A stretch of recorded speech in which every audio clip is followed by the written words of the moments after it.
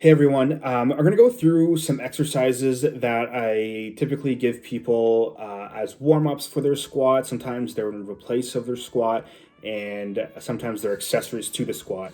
So this is my third time recording this video, so I'm probably not going to take too long doing it. Don't want to bore you guys. The other ones were way too long. But the purpose of this is to kind of show some of the exercises that we do, why we do them. A lot of people that train with me, I cue them on this, but this is for people that maybe don't train with me or train at home right now, or don't have a coach, and they do some of these exercises, and they can think this video can help them maybe do them a little bit more effectively. So first of all, this is to help for two things: your bottom position, um, maintain an upright torso with getting a full range of motion. It's maintaining that position on the way up on the ascent of the squat, and then also preventing your hips coming back when you squat. You see a lot of people like they push your butt forward, or sorry, they push their butt backwards, and they kind of do that good morning squat. So this is kind of a few exercises I do to prevent that. And my biggest go-to that a lot of people have probably done, especially if they train with me, is the front foot elevated split squat. So a few things that you need to keep in mind when doing this. First thing is the back foot is always on your toe, and you are never letting that heel touch, because that kind of makes you push backwards a little bit too much, and we want to make sure that it's a squat pattern, so we push vertically through the ground. Another thing is the box, or at whatever your front foot is elevated on. I want you to keep in mind that this affects the exercise. So the higher this riser is, or whatever your front foot is on, the easier this exercise is going to be. So maybe someone in Gen Pop who's a little overweight, someone with knee injuries, or an athlete, like a bigger athlete, like a lineman, just getting back from their season, starting their off-season training. This is a good way to achieve some full range of motion without stressing the knee too much. So when we go down into the bottom of this split squat, we go down, we push our hips down, let the knee go over top of the toe. So we want to make sure that this knee is as forward as it can go without letting your heel on that front foot come up. So we don't want that heel coming up. Knee coming forward in front of the toe is a good thing when you squat, because that's the best way. It's the only way you can achieve a full range at the bottom of a deep squat. The thing that I tell people to look out for is make sure that your heel doesn't come up. Knee going forward is okay unless your heel comes up at the bottom of the squat. That's what we want to avoid. So as long as your foot stays flat and your center of gravity stays over top of the midfoot, that is what we're looking for. And then, so of course, when your knee goes forward over top of your toe, that will make this angle here very small. I mean, like the number isn't super important, but it's just to show that you want that knee angle to be very small. What we do want to look for, and this is the best way, this is how I visually look at it generally, is you want your hamstring touching your calf. That is an indication that is a small angle. I know some people have different leg lengths, and some people with thicker legs and shorter thighs might be able to achieve this a little bit better, but it's still a good indication of achieving that full range of motion, and you're working your quad throughout the entire range of motion. So you get that full range in the front leg, you get some ankle mobility work in the front foot, and then a bit of an overlooked aspect of it is the stretch that we feel and we get on the front side of your back leg, so the anterior side, so your quad and hip flexors. So a lot of people with like tight hip flexors, tight quads, this will be a good exercise for you just to kind of loosen up that back leg. Some people say they feel it in their back leg more. Generally, it's just a bit of fatigue, and then from doing the exercise, and then you get that stretch. So this is kind of just another reason why it's a staple in a lot of people's programs. And then after we get to the bottom, we want to focus on still pushing vertically through the ground. You want to push all the way up. Let me move this a little bit so you can actually see. You want to push up. So you don't want to push yourself back and let that heel touch, that back heel touch. You want to keep pushing vertically through the ground or the riser, whatever you're on, and making sure that you're getting a full range of motion. I just got exposed by not paying for this fucking app. So that's the important part of this exercise, is making sure you have a full range of motion. So a close angle in this knee, a full range of motion in your ankle, heel staying up, and then you also get that added benefit of stretching on the front side of this leg, and you might feel in your quad a little bit there, and then of course feeling or this knee being over top of your toe. So those are some of the benefits of the front foot elevated split squat, and there's a lot, so that's why we do it so often, because it's such a good exercise. And again, you can do this as a warm-up, replacement of your squats, as an accessory to your squats, because if you can't get to the bottom, you can maybe still do little squats to pins or maybe to whatever range you can safely go to, and then from there you can do this to get that full range, maybe that hypertrophy work, and then slowly move that this newfound range of motion into your front or back squats. So now we move on to heels elevated goblet squat. Is another thing that I use sometimes in replace squats, especially for a younger athlete, someone who has very bad squat mobility. This will be an absolute replacement for them. And then also this can be used as a warm-up or an assistance exercise to get that full range of motion. So from the front, what I like to show here from the front, we're take a quick look at this one, is how low your butt goes without really changing. You can still see the crest on my shirt throughout the whole range, especially at the bottom, which is the important part. You want to stay relatively upright, and then keep maintaining that posture on the way up as well. So we'll go right into the side, because you'll be able to see from the side how this is similar to the front foot elevated split squat.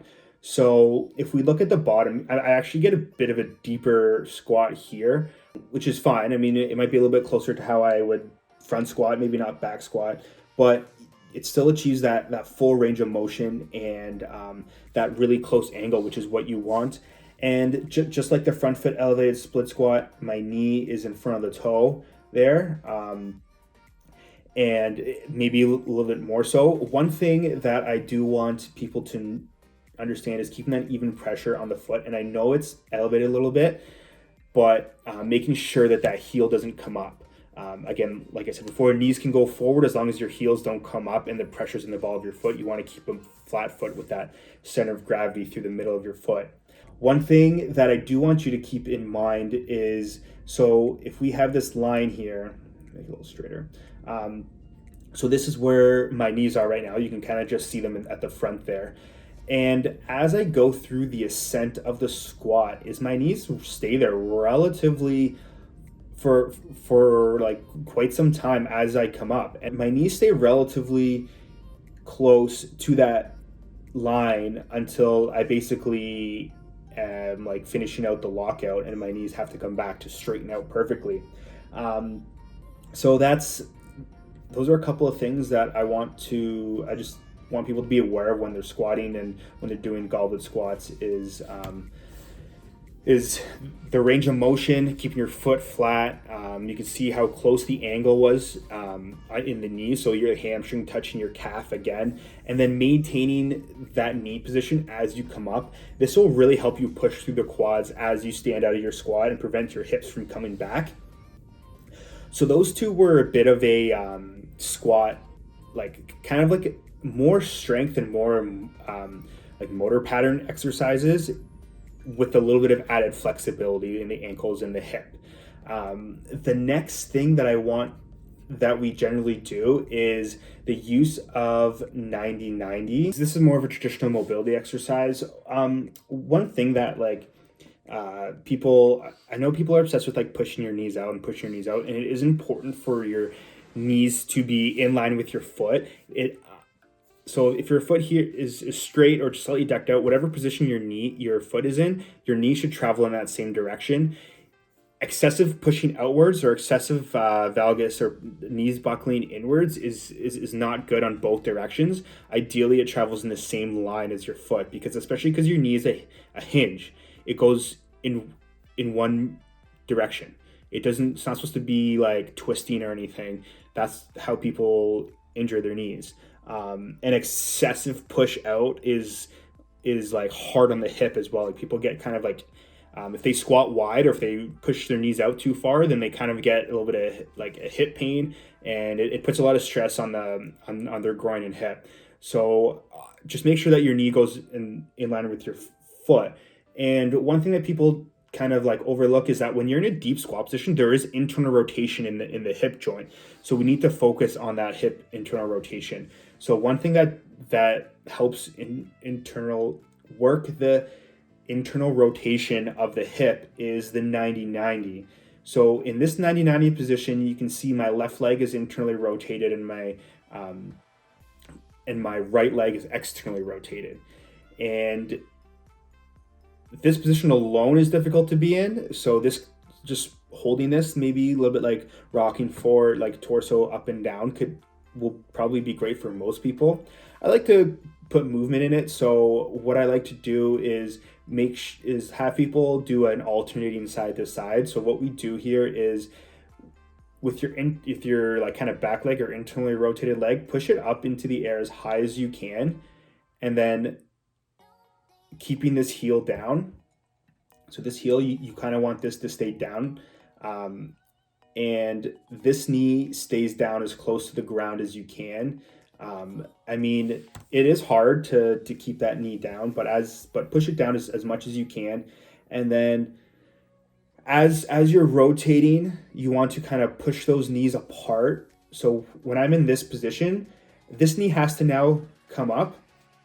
This knee has to now come up, just because there's going to be a point where you're going to get that far and you can't push it down anymore. So it's going to have to come up. But I'm kind of pushing those knees away from each other. When I'm here, I'm pushing this knee this way. Pick another color for that. And then this knee this way. So you're kind of like pushing your knees out to the side actively. And then as you kind of rotate your hips over, your left knee will touch the ground, and then now your right leg is going to be in internal rotation. With your feet staying relatively planted in the same spot the entire time. So it kind of gets that internal rotation on both sides. You stretch out your adductors and your groin, and then you use like all the muscles in your hip to do the internal and external rotation. You don't kind of like passively do it. You're actually working the muscle. So this is traditionally like like something we do before, sometimes after training. It really loosens the hips up. So if you're someone that struggles with like, maybe you get some like from deep squatting, you do get some hip pain, this is something that will be a good warm up for you. And it's also something that you can modify, and like this isn't, my example isn't very good, but you can make it more or less difficult. Ideally, your hands are in the air. If you need to put your hands down, that's fine. If you can only just stay in this position and you can't really move out of it, that's fine. You can hold the wall, you can hold a squat rack, you can put your hands on the ground, move your torso, like twist your torso within that range of motion. There's lots of ways you can work in the 90-90. This is just something that I traditionally start people off with, because most of them have the capability to somewhat do this, and then it only gets better from there on, and there's more progressions you can do. So I hope you guys enjoyed this video. It is a bit long, and I just want to get like a lot of the points across as to why we do certain exercises. And if you're someone that trains with us, you probably heard all of it, or you've probably experienced these exercises. If you don't train with us, these are some exercises you can do to add to your squat day or to your leg day. And maybe you'll get some benefit from maybe squatting deeper, or maybe these will help with some accessories for your squats. Maybe you do squat pretty deep, but these are good single leg exercises or hypertrophy exercises for you. And then hopefully the 90-90 will help with a little bit of hip mobility. If you guys like this kind of video, let me know. If you want like another kind of breakdown of like maybe a warm up for another exercise, or I might take a couple of my athletes and show their squats or their lifts and kind of break them down. I'm going to do one on cleans. So hopefully you guys lasted this long, and I hope you enjoyed the video. Let me know if you want to me to break down anything else.